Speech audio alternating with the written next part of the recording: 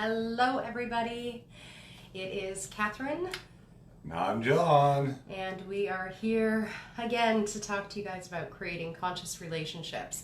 And tonight we're going to be focusing on intimacy in relationships and what that can look like. But first, let's kind of recap on last week and how that builds into this week. Yeah, last week we talked about acceptance and just, accepting your partner, accepting where you're at, accepting how things are in your world.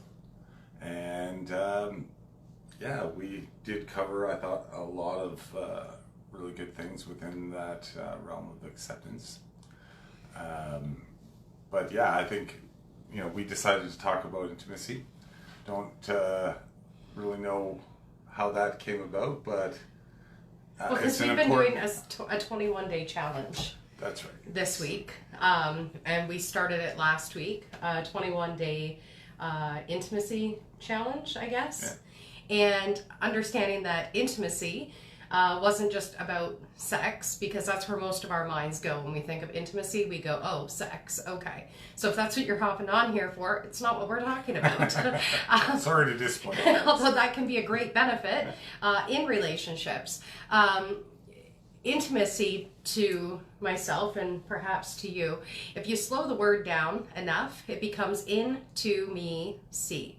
So intimacy, okay? And so when we're being intimate with someone else, we're really drawing them into our most sacred parts, right? And again, we can think sex for that part, but it's really how much of your heart are you sharing in your relationships? How much of your vulnerability are you sharing in your relationships? How much of your truth are you sharing in your relationships?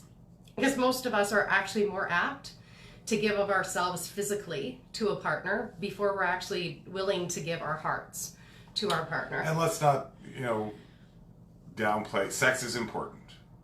Sex is very important in a relationship, but that's not what we're talking about today. We are talking about intimacy, and we're going to create a little bit of a difference between sex and intimacy. But I just want to make sure that people know, because, over time, the sex life can dwindle and people complain about this, that, and the other thing.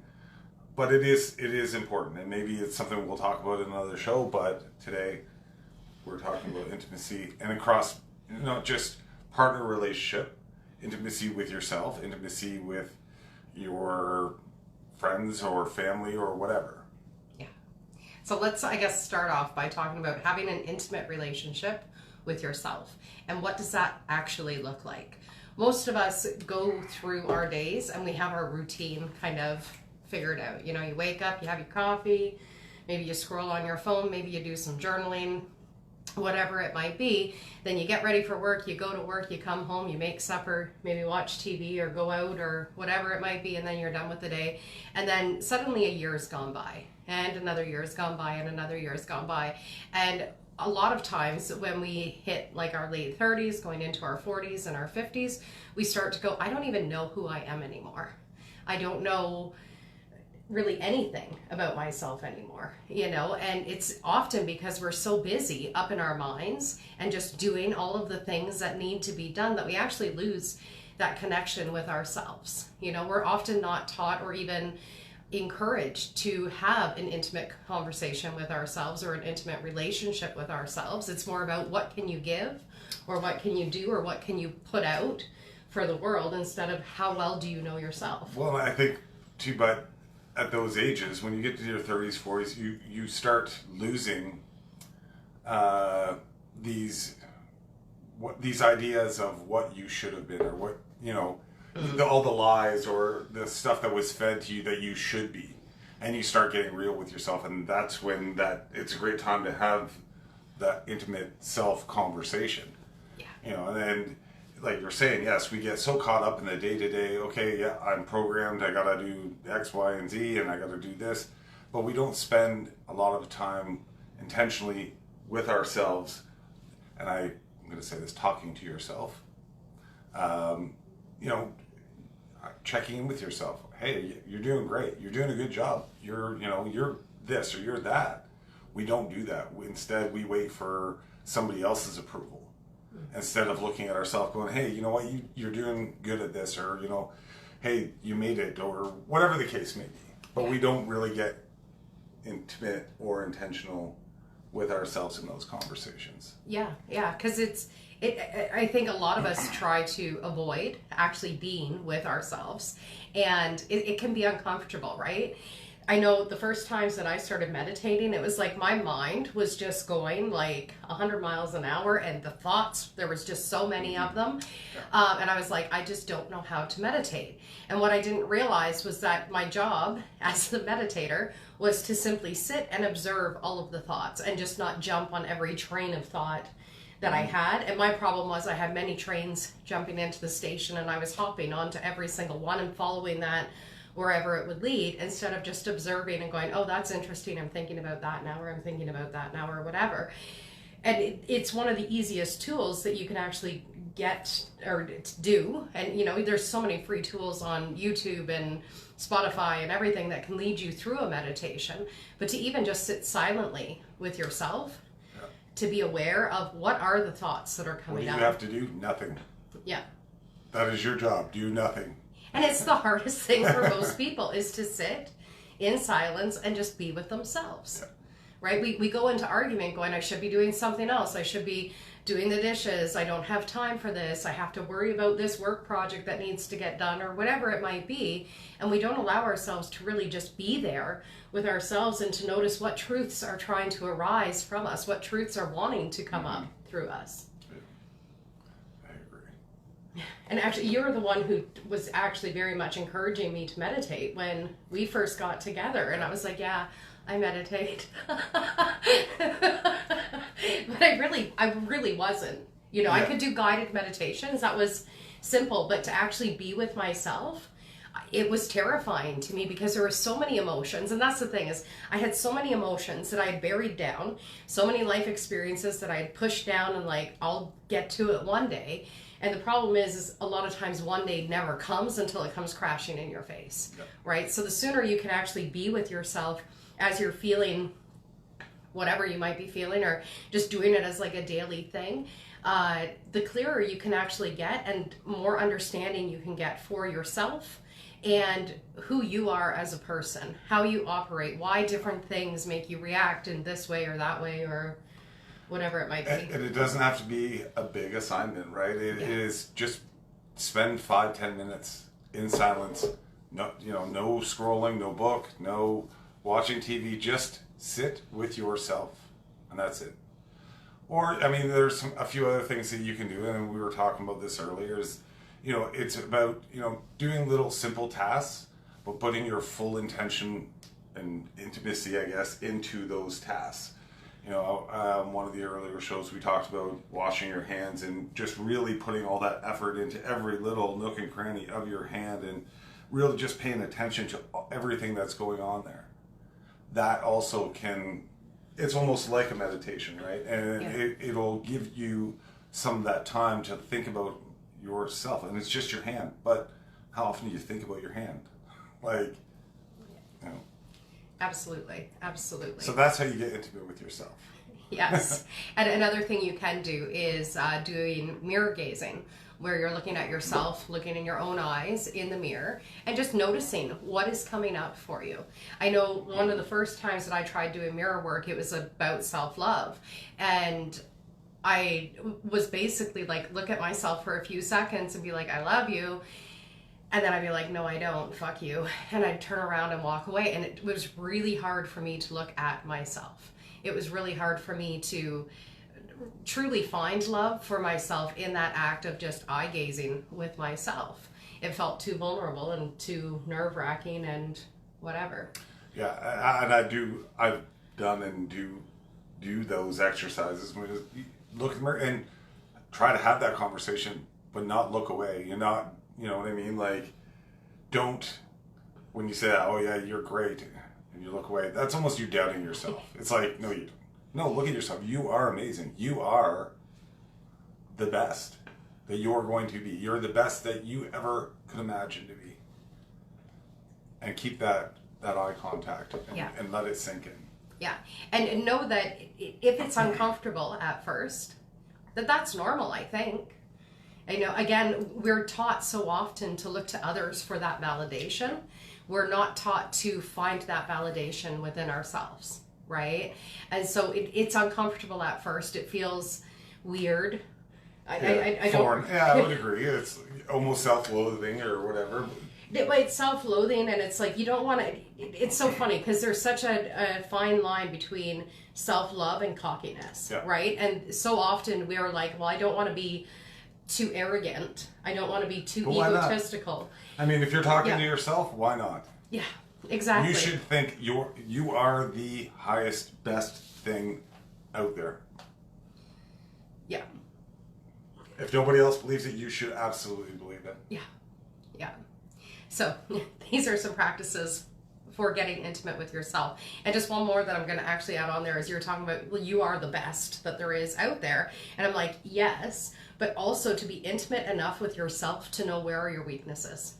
Where are your possibilities for growth? Where can you, and that takes that radical honesty, right? Of just being like, I'm really great at, you know, having conversations with my spouse, but when it comes to talking about things that maybe they didn't do or whatever, I often don't talk about that. So that's something I could work on to build a deeper relationship. Yeah, and I do think that is part of that quiet, right? That intimacy with yourself is you take that in, you start having those revelations of like, oh, I need to be better at this, or I could do better at this. Not that you have to be, but... Yeah, and it's not a matter of like finger pointing, like blaming yourself for not being good at it. It's just having an awareness of like, oh, I could be better at that. Or I want to be better at that.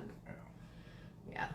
So, and then that leads into intimacy within relationships. Because the more you're honest with yourself and aware of yourself and your own inner mechanics, the more intimate you can actually become with a partner or in your friendships, in your family. And again, we're not just talking sex here. We're talking about actually having deep conversations. Vulnerable conversations, right? Yeah. Not just vulnerable, but like that is a piece of that intimacy. Yeah. Across the board. Well, and I find it interesting because like often when we talk about being vulnerable with a partner, you think of like having tough conversations, right? And like revealing like these deep, heart-aching truths or whatever. Or when you talk about having an intimate conversation, then it honestly feels a little bit softer. It feels more inviting. And basically what we did this week was we threw into ChatGPT to give us 21, 21 intimate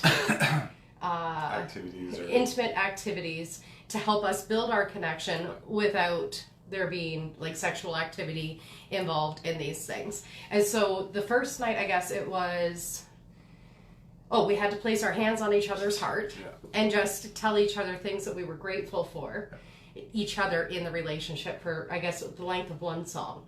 So I picked a long song. I picked an 11-minute song because I wanted it to go on as long as possible. And it was beautiful. Yeah. It was absolutely beautiful. It was a moment of deep connection with each other and just sharing our hearts of these things that we've done for each other or the ways that we show up for each other that we're grateful for in our relationship. And I felt closer to you when we were done it. Yeah. And we already would, I would say, have a very deep and close relationship, but this just kind of added it's a different level of intimacy, right? Like, and then we did I think it was the breathing. Yeah. Right? Where you try to get each other's breath at the same rate. You're like matching the breathing techniques, And it is very intimate because, you know, you're trying to match that and trying to get in sync. Yeah. And it's really about being more intimate with like the energy and being more intimate with the intention of the heart. Yeah. Right? Like you're in that field, in that moment, you're in those feels. Yeah. You're in the feels. And I think it's so important for relationships, especially when you've been in a longer term relationship. So often you can get so bombarded with the kids and work and paying the bills and taking care of the house and all of this sort of stuff. And you think, well, this is just the way relationships go. You know, you're together for 10, 15, 20, 25 years, whatever it might be. So the intimacy drops, you know. And again, not talking about sex, we're talking about connection here. So often it becomes almost like you're roommates with your partner instead of actually building on a relationship with your partner. Because 20 years in, you think, I know everything about this person. There's nothing more for me to know. But there's always something more for you to know. There's always something more for you guys to go deeper into conversation with each other and to discover about each other. Yeah, and you know, it doesn't have to be, you know, we did this challenge and you don't have to do anything. But it could be something simple as a little note or, you know, a phone call or a text or whatever. I mean, you can add intimacy anywhere. You can start anywhere. And it doesn't have to be reciprocated. You can do it. You can be the person that just, you know what, I love this person so much. Not that they don't love me, but I need to express this. And I want to constantly express this.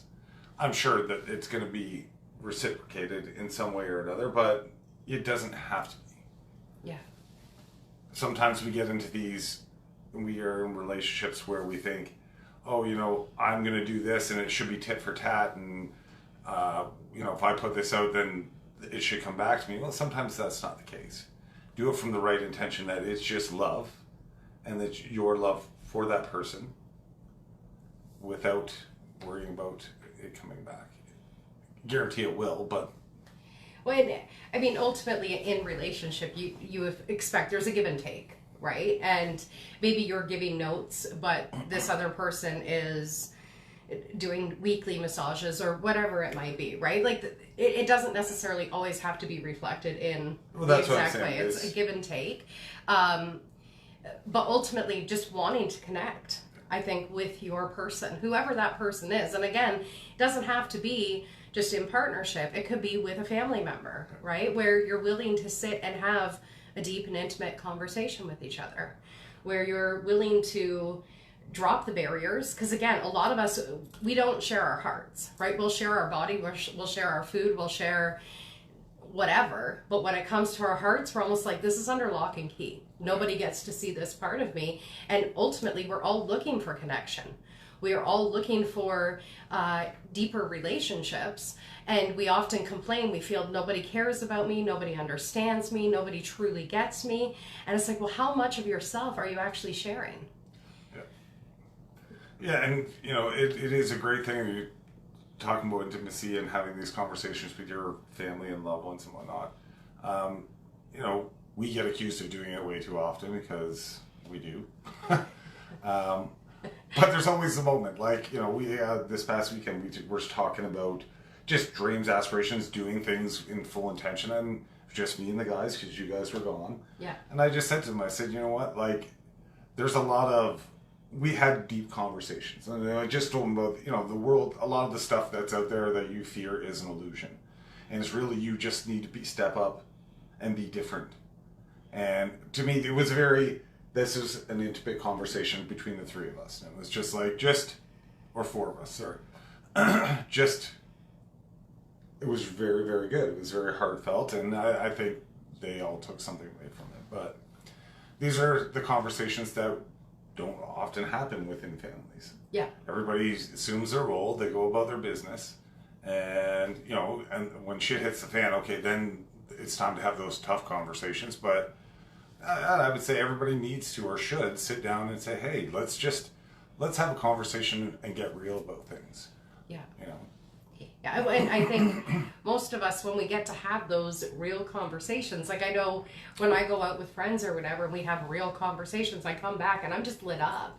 I'm like, it was such a great, yes, it was such a great conversation where if you go and you're just talking about the weather or what happened on the news last night or what happened with the latest celebrities or whatever it might be, it can often feel kind of like, oh, okay, I could have missed that, and I'd still be just as well. But when you're able to connect on a deeper level with people, it really just adds such a deepness to the relationship. It adds to the intimacy within the relationship. And again, it's about really unclothing yourself, not in the way that we think, but just taking off all of those masks and taking off our perfections and allowing that humanness within each of us to be witnessed, right?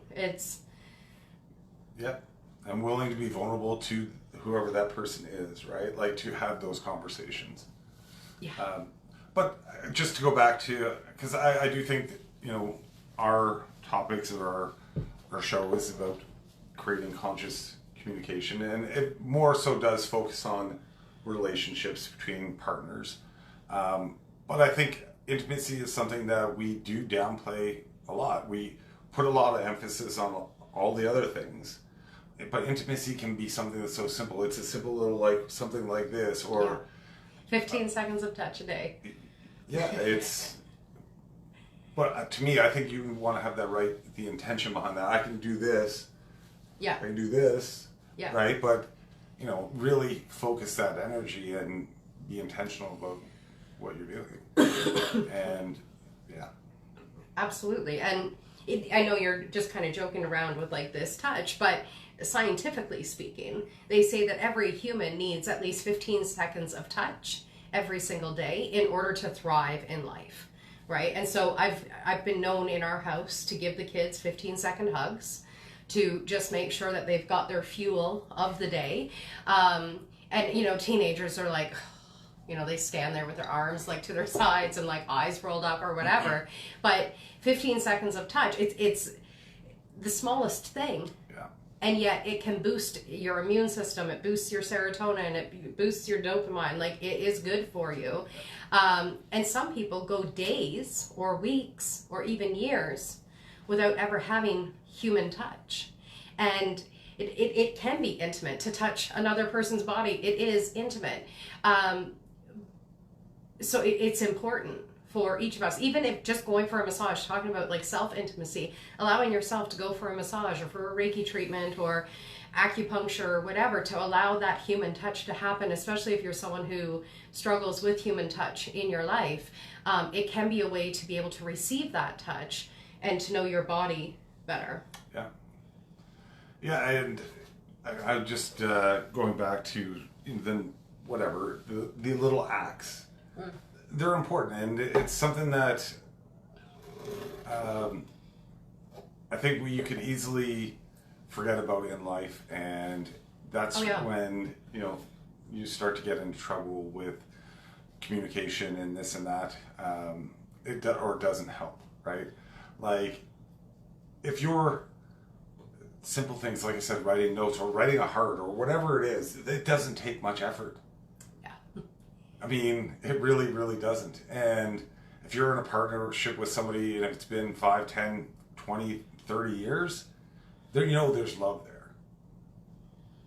Yes, maybe things have changed and you've grown apart or whatever, but there was something there. There was a spark there. There's still something there if you're still together.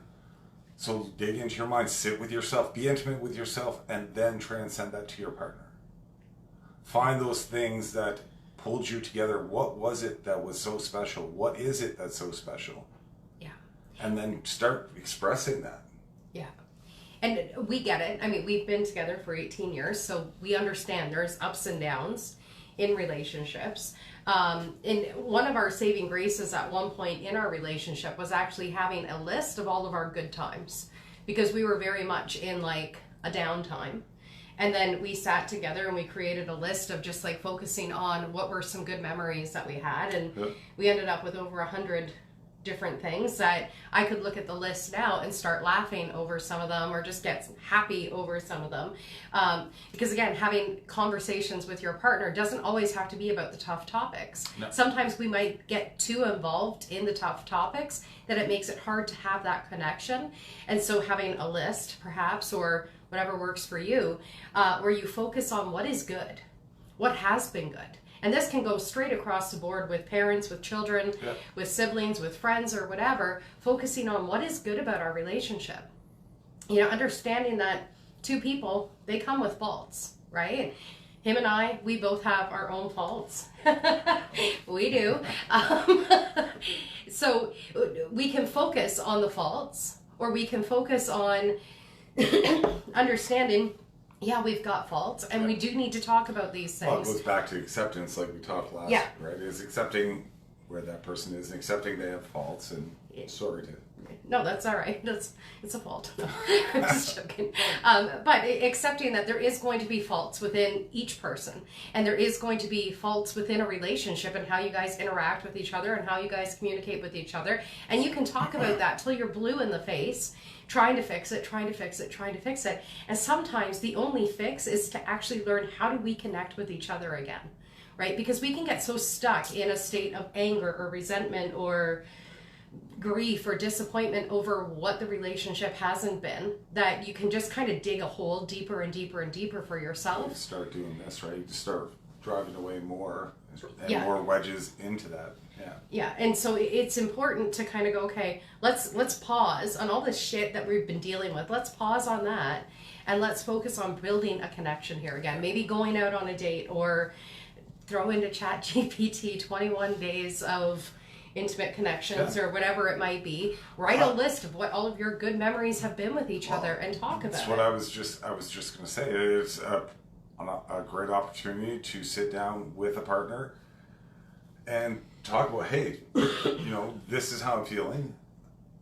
There's a lack of intimacy. How can we work on this? Yeah.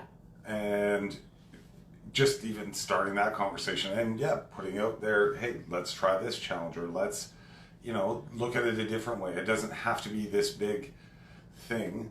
Because I know when you mention intimacy or romance, some guys will get this whole, now they've got this idea because they have the Hollywood idea of what romance is supposed to be. Of what intimacy or romance looks like.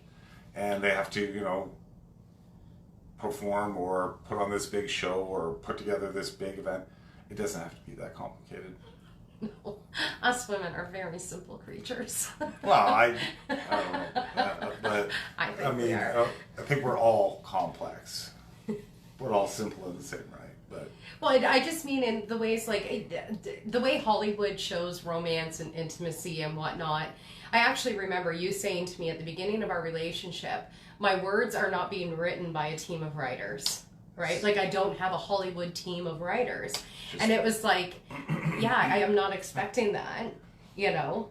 But there was an idea that you had of what romance was supposed to look like. And if we, you know, had a date or something, like, you wanted to go to the full nines for everything, and then felt disappointed when you couldn't go to the whole nines, and you'd be apologizing to me about what your big idea was and what the small thing was that I received instead.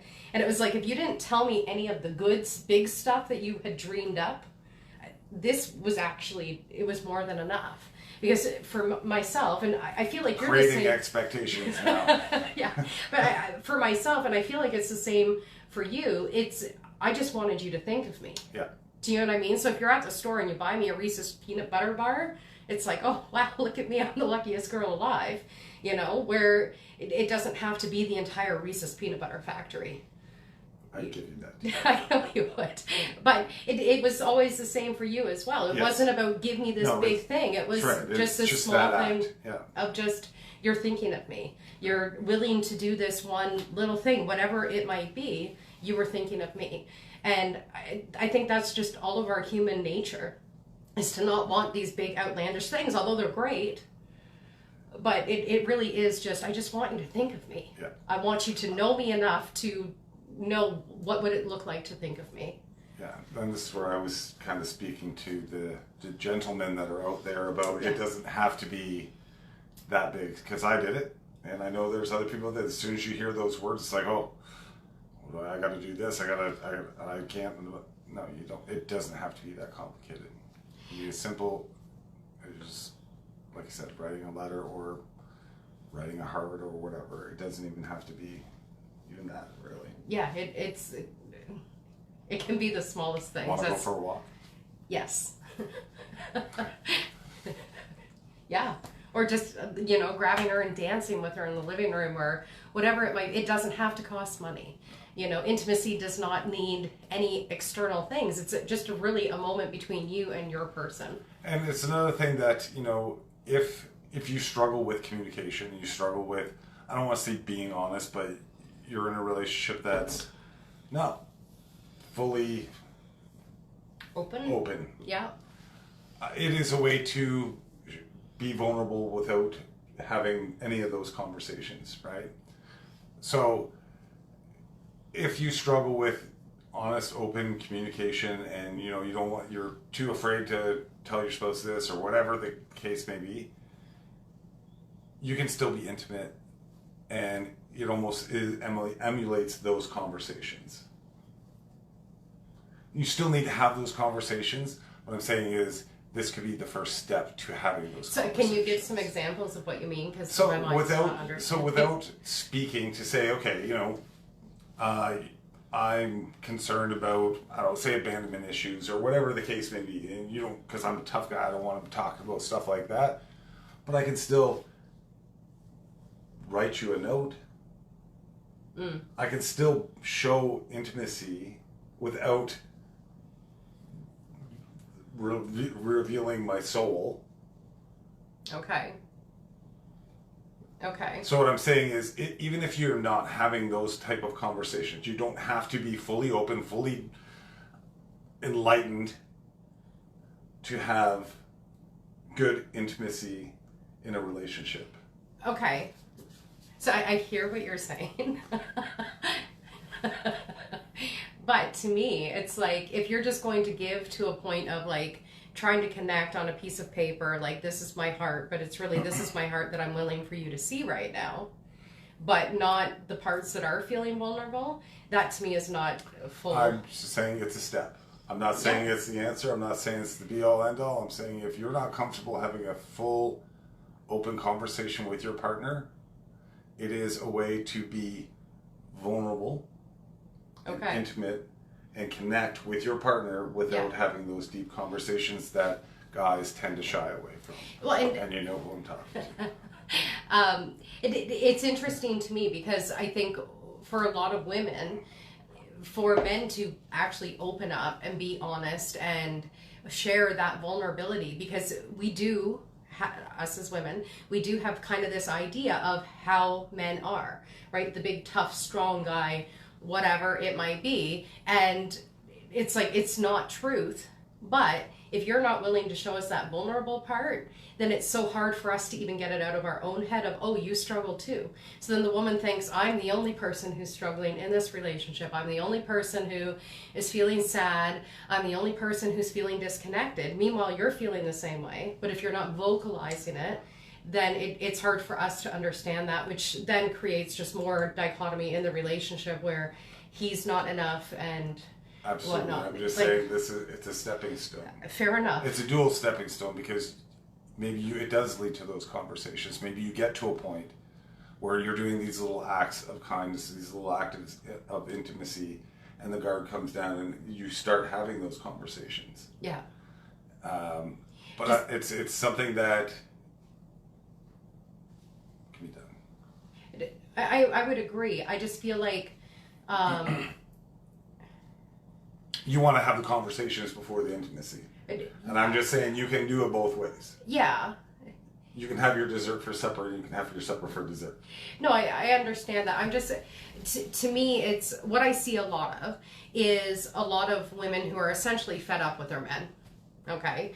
And they're wanting to know, like, what is going on in his head? Why doesn't he feel the same way I do? Why am I the one who's so angry and I've given everything into this relationship and la la la la. And so she starts to get agitated and angry and frustrated. Been there, done that. And it almost comes off as like she starts to attack him, right? Going, you need to bring more out. And when she's doing that attack, I believe what happens is you guys stuff all that stuff that much further down, right? Because she doesn't see I'll just use myself as an example, but I'm not actually talking about our relationship. But no, but if I was to come to you and say to you, you know, I'm angry, we haven't been connecting, we're not intimate, there's so much more going on here than what you're willing to talk about, and la da da da da, and I'm feeling disconnected, and you know, it's been 15 years of me just carrying the load of this relationship, and blah blah blah blah blah. What men tend to do is then shut down. Right? And really what she's going is like, I just want to connect with you. I want to know the inside here. And if men could open up. That's what the invitation I'm putting out there to the men is that little boy that's inside of them that's bearing things down can write a note. They can write a note to start that intimate conversation that can lead to opening up and breaking through. And I understand that. I'm just saying that for women to get the note but not have the conversation, the note would feel kind of like this is just it's like icing on the cake, but what I'm really looking for is the cake. Do you know what I mean? And so it's a great invitation forward, but if he thinks the note is going to fix the entire relationship, I just feel like that's where she would go, no. That's not, I mean, if somebody is showing an act of intimacy and somebody's like, nope, then, I mean, there's more to that in that discussion. Fair enough. And I don't want to put down your idea of like doing the note or anything like that. I'm trying to look at it from a woman's point of view right now. I'm just saying it's an opportunity. And you know what? Maybe it's not received and you just be persistent about it. You do different things. You change it up. You're showing, the guy's showing, I'm trying to be vulnerable here. I'm trying to be intimate. Yeah. And if you're just throwing it away, that's not on the guy. He's trying to do something. Yeah.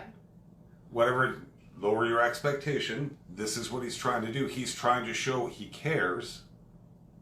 And it may just be icing on the cake, but he's still doing that act. Okay, so let's dig deeper into that. It's an invitation to go deeper into that vulnerable piece.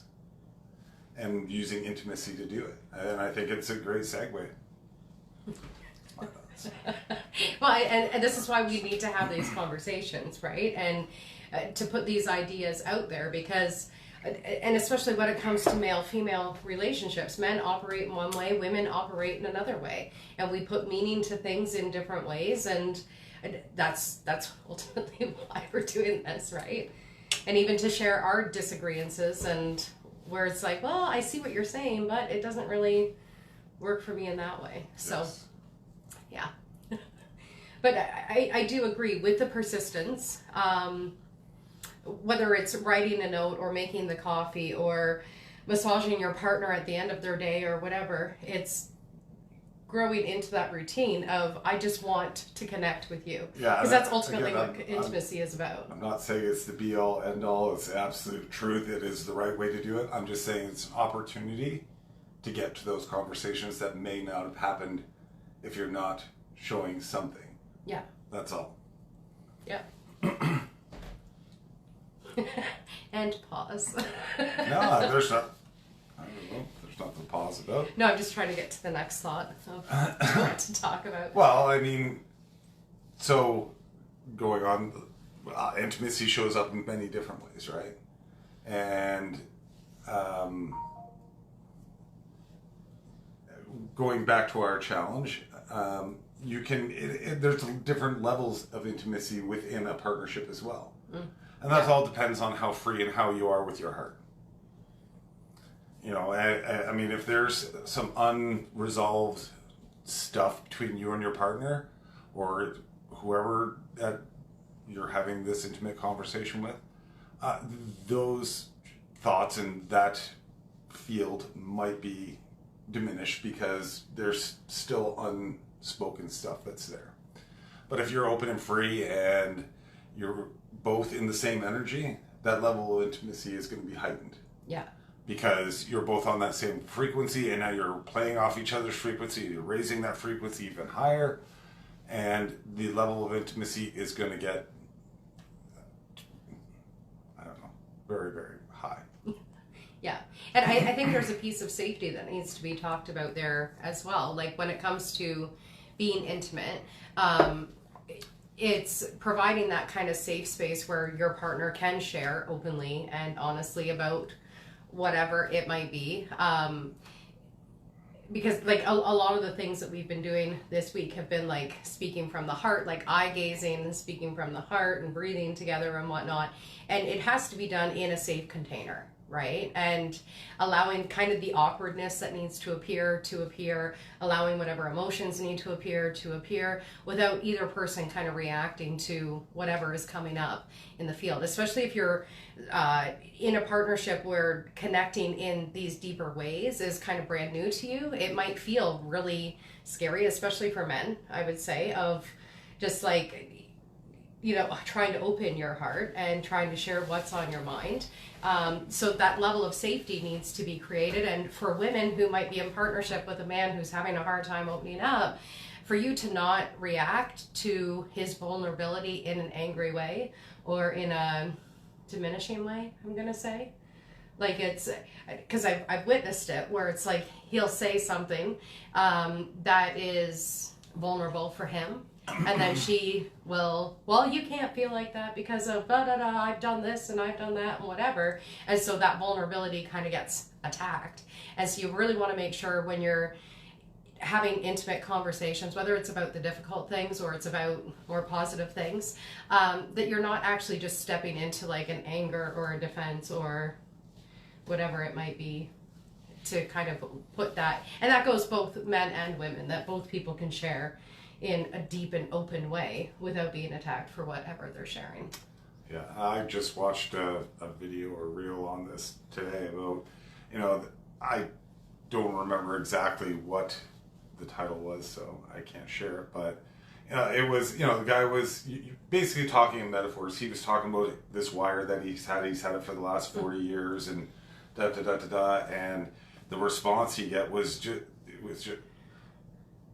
it was nothing to do with anything. This guy just basically ripped his heart out, put it on the table, and he was met with, well, you're wearing this certain hat and blah, blah, blah, blah, blah. And it was just like, wow. And I could feel myself just, whoa. Yeah. I've seen that video before. And he met with this total just disregard for anything the person just said. Yeah. And it, because, he had bought the wire when he was like 18 years old. And all or the something things like he had that. been through and all the things he'd used for and all the... Yes. And guys do talk in metaphors and we do talk in code, and this is just, you know, you got to pick that lock and you got to find the right combination. And... Yeah. Essentially, he was down to his last little bit of wire. And so as he was sharing it with, I think his partner, his wife, I don't know, he was really exposing himself in that video. And she really was just like, seriously, you're that upset over a wire? And it was like, it's really not about the wire. You know, it's about, it's the end of that wire. And you're someone who has a lot of wires. So I can imagine how heartbreaking it would be for you to get to the last wire that you've ever had. Or, do you know what I mean? Like yes. But it's not about the wire. Exactly. It's about, like, he laid out his whole life of saying, you know, this has been through this, and we've been through all of these things in the last 20, 30 years. This has always been here. It's always been a thing, and it's not going to be here anymore. Yeah. And, And she stomped all over him. Yeah. She really did. And that's what I'm talking about that, like, anger or, like, the dismissal of the partner when you're sharing something that's vulnerable. That's a really good reason to just shut yourself down again when you're really just being open and... Or it's an opportunity for you to rise above that, right? It could be. I just don't think most people's reaction is, I'm going to rise above it. They won't be, but I'm saying, yes. They won't be. Yeah. Alrighty. So do you have anything else to say about intimacy? I feel like I just shut you down by arguing with you there. And I'm like, ooh, I just triggered him in that way. So... No, I'm just saying, what I was saying is, yes, we can always take the low road of, if somebody shuts us down, we can stop. We can cut ourselves off. We can take whatever that person said. In that instance, the guy could have been like, no, you know what? Because at the end, he's like, no, I'm done, whatever. Yeah. He could have been like, you know what? No. See, obviously you don't understand me. I'm a deeper person than what you're hearing. It's not about my hat. It's not about this. It's about this, X, Y, and Z. Yeah. Instead of just, nope, I give up. I'm just going to shrink down to this lower down. We can rise above this stuff. Absolutely. That's all I'm saying. I agree. I just think it's... The natural reaction, yes, is absolutely to sink down and, nope, now I'm not going to share anything, but I'm not that kind of guy, so... Yeah. Yeah.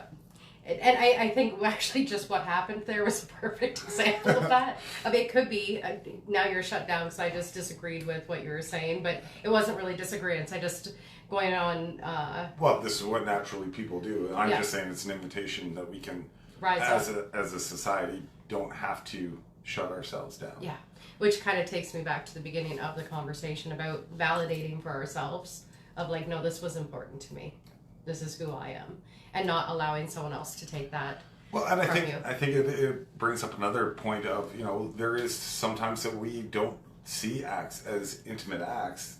Sometimes we just bypass it, right? It's something you just got to be really aware of your partner and the communication that you're having. And, you know, if you've been with someone long, you know the difference. But sometimes, it just kind of gets lost in translation or because of lifestyle or whatever. But well, and I think sometimes we just overlook things. We almost become dependent on a person to just do, because I know you write me a daily note, right? And it's pretty much it's not the same thing, but it is right? It's a good morning note to me because he's up a lot earlier than I am before he leaves for work. So it's always like a little nice good morning message. And I haven't always done this, so... No. Right? No. Yeah, it's just... But I was thinking, you know, when Kate was going on the Camino, I was like, why not? Why not do these little things? They're just little things that can be done. It's not like it takes 5 hours to write a good morning. How are you doing? I hope you had a great sleep. You know, it's rainy out or whatever the case may be.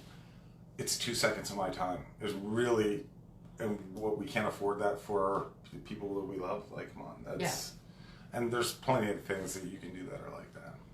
Yeah, absolutely. But what I was gonna say is like, it wasn't something you always did, and then it was something that you started, and there's maybe been 3 days that he's missed doing it because the morning has been too busy or whatever. And then I became kind of dependent on it. So then felt disappointment when I wasn't receiving them. So it was like, okay, I need to drop my expectation that I should get this. And that's the hard thing when it comes to building that intimacy within relationships is not becoming dependent on your person to always do the thing that they're trying to do to build that connection. Yeah, be happy with not whatever you get. But with whatever you get, you know, don't have an expectation that the partner has to do this. They're doing it because they love you. Yeah. And they're thinking about you, whatever the case may be. Yeah. Well, I think that's a key piece. Is like they're thinking about me. Well, and it's the same, right? It doesn't even go just for like partner relationship. You know, if you're with your child or sending a message or whatever, it's like just send a message. Yeah. You know, so many people have heard, "Oh, I wish I would have done this," or "I should really do this." Then do it. You know, send a message, pick up the phone, call that person, whatever the case may be. You can still, you know, to me that there's a little level of intimacy there that you're showing because you're thinking of that person. Yeah. But especially in this day and age, like a lot of us are interacting on social media, as you guys are interacting with us right now on social media. And it can be, you know, we feel like we're connected to people because, I liked their post, they liked my post or whatever. But simply doing a check-in or whatever with people to just go, hey, how are you? Yeah. Not what are you posting on social media, but how actually are you? You know, how's that thing going that you've been having a difficult time with or whatever? Looking for that connection, looking for an opportunity to connect. It's so interesting with social media because everybody feels like they're connected, but it's like very surface level kind of connection, right? Where when you get into, to me, it's like you private message someone and go, how are you actually doing? You know, how are you dealing with this one thing I've seen you posted a few weeks ago, or whatever it might be. But yeah, trying to get yourself into deeper conversations with the people you're connected to.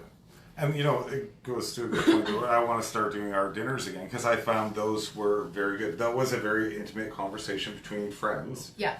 Where it's in person, you're building that community, you're live, you're there, you know, you're sharing a moment, not on the internet, not a like, not a smiley face or whatever. Just a reel that you sent each other. Yeah, you're actually together sharing a moment and, you know, sharing food and sharing stories. And it's something that we as a community and as humans have gotten away from, and it's something that we really need to reel back in. Yeah. Yeah. Or I'd like to anyways. Yeah. Yeah, me too. And I can make the food, so. Yes. All right. Are you ready? It's question time. It is question time. So, we're going to pull a question that has to do with intimacy. Oh, we'll see. We'll see. I wasn't too happy with the question last week. I was having a hard time with accepting what the question was around acceptance. Money and happiness. Yes. All right. All right. So, what does freedom mean to you? What does freedom... Well, I mean, I think that works very well. I think so too. It's like, thank you. Perfect. I mean, what does freedom mean to you? It is that ability to be able to share all of who you are, all of your ideas, all of your deepest whatevers without worrying about what's coming back. Yeah. And that being intimacy would be a part of that is kind of the same. It's one and the same, right? It is really just letting go of who cares what anybody else thinks. Yeah. Just be free. I mean, we all make mistakes. We all have this. We all have that. That just let go of it. It's free. Yeah. I agree 100%. It's true intimacy to me is actually the definition of freedom. Like, it's just being open, this is who I am, this is my authenticity, this is my voice. Surrender your heart, surrender your soul, surrender, this is just let it out. Yeah. Yeah, that's ultimate freedom. What does freedom mean to you? Yeah. Yeah. So, thank you everybody who's joined us for tonight's conversation. As always, we look forward to your feedback, any questions that you may have, or if you're just looking for some guidance as to what's going on in your own life, your own relationships, we would love to hear from you. So you can either comment below on the video, or you can send us an email at info@compassionwithcatherine.com. We will be joining you again next Sunday. No idea what the topic's going to be yet. No, hopefully we get some direction from our people and from our community, and let us know what you want to talk about. We've got plenty of things, well, there's plenty of things to talk about. Yeah. But it's always helpful if we can directly help somebody out and kind of focus that time on that person, that'd be even better. So yes, send us your comments. Yes. All right. Have a great night, everyone. Take care.